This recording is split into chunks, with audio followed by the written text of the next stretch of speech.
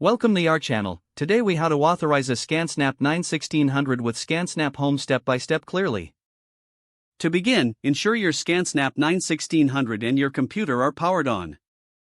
Connect your ScanSnap 1600 to your Wi-Fi network.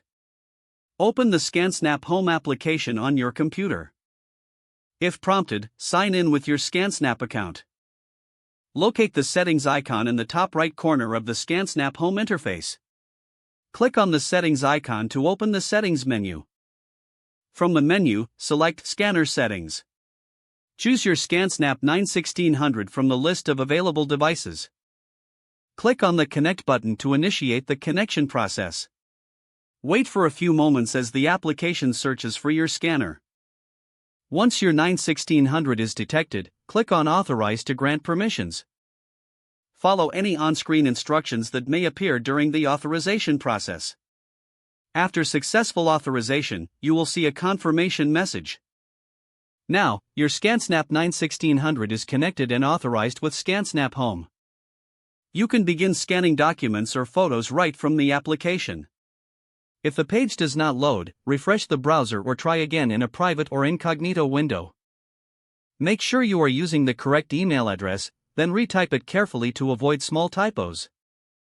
If your password is not accepted, use the reset option and create a new strong password you can remember. Check your spam folder for verification or security emails, then complete any requested confirmation steps.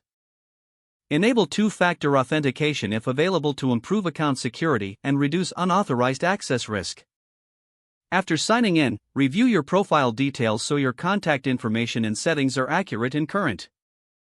If you see an error message, note it down and try again after restarting your device and internet. Log out when you finish, especially on shared devices, to keep your account and payment information secure. If the page does not load, refresh the browser or try again in a private or incognito window. Make sure you are using the correct email address, then retype it carefully to avoid small typos. If your password is not accepted, use the reset option and create a new strong password you can remember.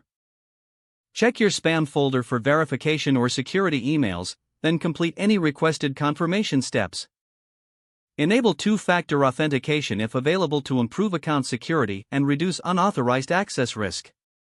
After signing in, review your profile details so your contact information and settings are accurate and current.